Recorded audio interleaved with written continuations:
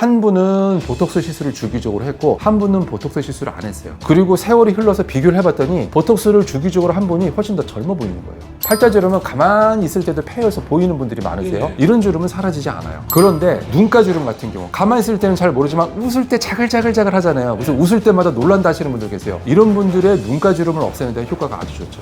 요즘에는 승모근도 좀 많이 해요. 여성분들은 솟아있는 승모근을 원치 않잖아요. 만약에 호흡을 하는 근육에다 놨다. 호흡을 못하게 되잖아요. 사망할 수도 있어요. 여러분의 구독, 좋아요는 영상 제작에 큰 힘이 됩니다. 보톡스가 뭡니까? 보톡스는 정확한 이름은 보툴리늄 톡신이에요. 미생물에서 뽑아낸 일종의 독소인데요. 이 독소의 가장 큰 특징은 신경을 마비해서 근육을 움직이지 못하게 하는 약입니다. 근데 보톡스는 특정 회사의 제품 이름이에요. 그런데 이게 가장 먼저 세상에 나왔고 가장 많이 알려졌기 때문에 마치 일반 명산처럼 사용하고 있는 거죠. MSG가 원래 이름이지만은 미완이라고 통칭해서 쓰잖아요. 그런 것처럼 보툴리늄 톡신이지만 보톡스라고 하죠. 그러니까 보톡스가 독이잖아요. 네, 맞아요. 독입니다. 근데 이거를 피부에 넣었을 때 어떤 작용에 의해서 주름이 없어지는 거예요? 보툴리늄 톡신이 근육을 움직이는 신경을 마비시켜요. 그래서 보톡스를 맞은 부분 그 주변에는 근육이 잘 움직이지 않습니다. 그래서 주름을 없앨 수가 있어요. 주름은 크게 두 가지가 있어요. 정적 주름과 동적 주름이 있어요. 정적 주름은 가만히 있어도 있는 주름 있죠. 피부가 파인 것처럼 그런 주름이 있고, 동적 주름은 가만히 있을 때는 보이지 않지만 이렇게 찡그리거나 웃거나 했을 때 생기는 주름, 이걸 동적 주름이라고 합니다. 그런데 보톡스를 맞고 나면 그쪽에 근육이 움직이질 않아요. 그러니까 동적 주름이 사라지는 거예요. 움직일 때 생기는 주름이 사라지게 되는 거죠. 그래서 팔자주름 같은 경우 대표적으로 팔자주름은 가만히 있을 때도 폐여서 보이는 분들이 많으세요. 이런 주름은 사라지지 않아요. 그런데 눈가주름 같은 경우 가만히 있을 때는 잘 모르지만 웃을 때 자글자글자글 하잖아요. 무슨 웃을 때마다 놀란다 하시는 분들 계세요. 이런 분들의 눈가주름을 없애는 데 효과가 아주 좋죠. 어느 정도의 깊이가 있는 주름까지 없앨 수가 있나요? 동적 주름 중에서 가만히 있을 때 무표정하게 있을 때는 주름이 잘 안 보인다. 이런 경우는 맞고 나면 거의 완벽하게 사라지고요. 다 없어져요? 네. 그런데 가만히 있을 때도 좀 주름이 있다. 근데 웃을 때는 더 진해진다. 이런 경우에는 어느 정도 남게 되겠죠, 주름이. 그래서 여기에서 이제 부작용, 문제가 생깁니다. 근육을 잘 못 움직이게 하니까 이거를 너무 과하게 많이 맞았을 때는 얼굴이 이상해져. 로봇 같은 느낌이 되는 거죠. 맞아요. 웃는데 눈웃음이 어색한 분들이 있거든요. 맞아요. 그런 경우에는 보톡스를 너무 과하게 많이 맞았거나 위치를 조금 선정을 잘 못했거나 그런 분들이 많으시죠. 그러면 보톡스는 부위는 어디나 다 맞을 수가 있는 거예요? 어디든 많이 맞지만 보통 통상적으로 미용적으로 하기 위해서 정해진 부위가 있어요. 근데 보톡스를 미용적으로 사용할 때 이것도 또 크게 두 종류로 나눠요. 첫 번째는 주름을 없애기 위해서, 그리고 또 하나는 근육의 크기를 줄이기 위해서. 근육에다가 보톡스를 놨을 때는 근육이 잘 안 움직여지잖아요. 그럼 근육의 위축이 옵니다. 운동을 안 하고 가만히 있으면 근육 크기가 줄어든다고 하잖아요. 그걸 일부러 유도를 하는 거예요. 대표적으로 턱 근육 보톡스.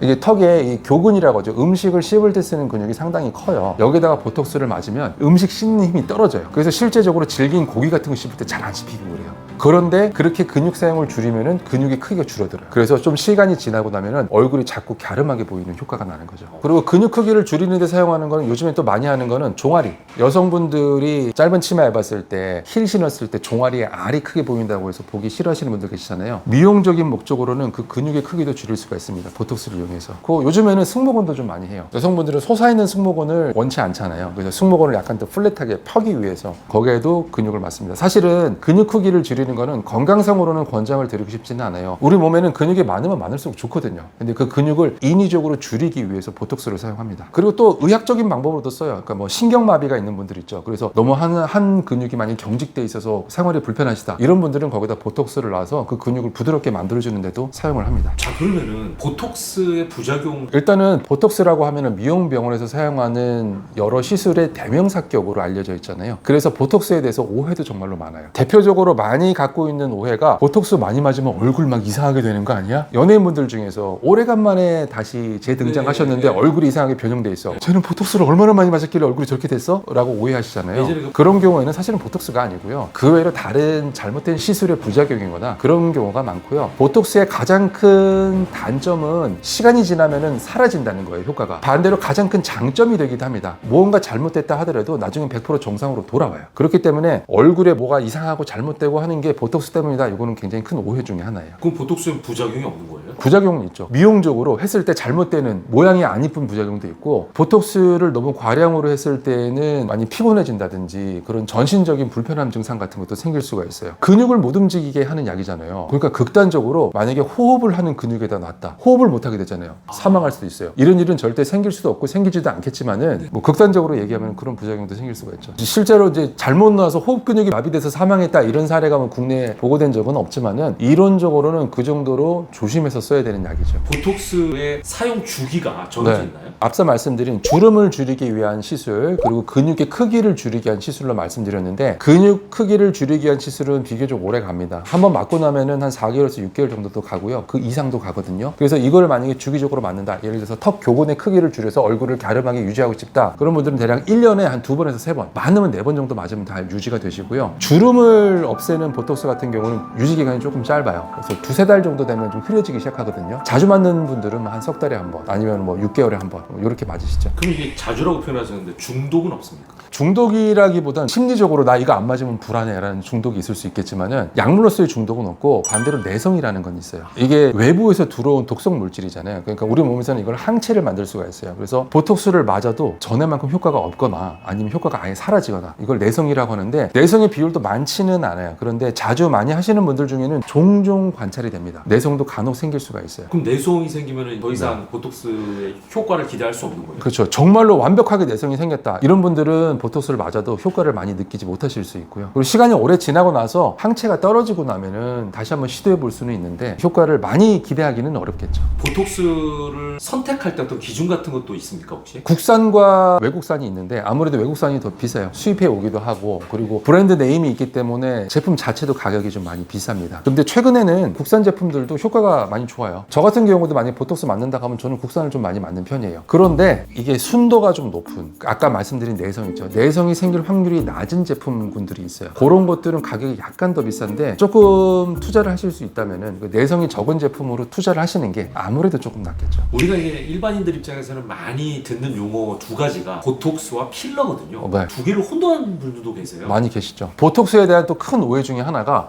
예뻐지는 데는 무조건 맞으면 된다. 뭐 예를 들어서 여기가 이렇게 좀 말라서 네. 볼살이 꺼진 분들 계시잖아요. 네. 그런 분들은 이게 보톡스 맞아갖고 좀 빵빵하게 해 라고 하는데, 그건 보톡스가 아니고 그건 필러입니다. 필러는 채운다는 뜻이잖아요. 히알루론산이라고 하는 성분, 약간 젤리 같은 쫀득쫀득한 제품이에요. 요거를 채워서 꺼진 부분을 채우는 거예요. 그래서 뭐 예를 들면 이마가 납작한 분들 이마를 동그랗게 한다든지, 볼살이나 앞광대, 팔자 이렇게 꺼진 부분을 채운다든지, 턱끝이 너무 없는 분들 약간 채우거나, 요즘에는 뭐 입술 같은 데 많이 하시니까 얇은 입술을 도톰하게 만든다든지, 이렇게 뭔가 부족한 부분을 넣어서 채우는 게 필러고요. 큰 근육의 크기를 줄이는 거, 이게 보톡스고요.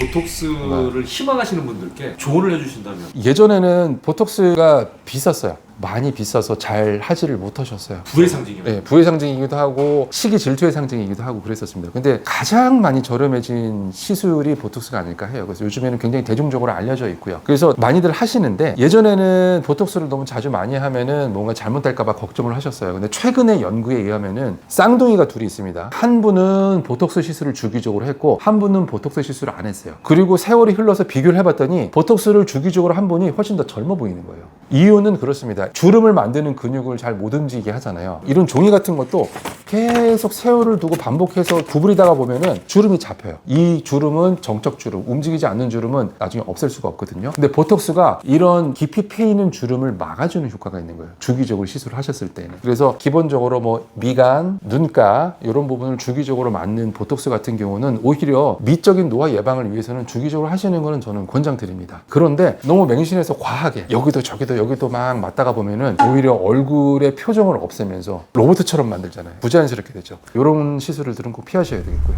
그리고 보톡스 시술 하실 때 굳이 열심히 많이 찾아다니실 필요 없고요. 가까운 데 가서 맞으시는 게 가장 좋다고 생각을 해요. 그러니까 예를 들면 의사들이 하는 시술 중에서 뭐 수술을 하신다든지 아니면 주사를 넣는다든지, 이런 술기들은 많이 할수록 그 선생님의 실력이 늘어나요. 어쩔 수 없이. 그런데 보톡스는 지금 많이 보편화됐다고 했잖아요. 그래서 어지간한 선생님들은 대부분 시술을 많이 하셨어요. 예를 들어서 우리나라에서 심장 이식 수술의 대가다. 많이 하신 분들이 아마 뭐 800케이스, 1000케이스 이렇게 하셨을 거예요. 그런데 보톡스 같은 경우에는 저 같은 경우는 이미 지금 몇천 번 했거든요. 저뿐만 아니고 몇만 번 하신 선생님도 세상에 널렸고 많습니다. 그래서 보톡스 시술을 하시기 위해서는 그냥 검색해 보시고 가까운 데 그리고 비교적 저렴한 데 찾아서 하시면은 대부분은 크게 문제 없이 하실 수 있을 겁니다.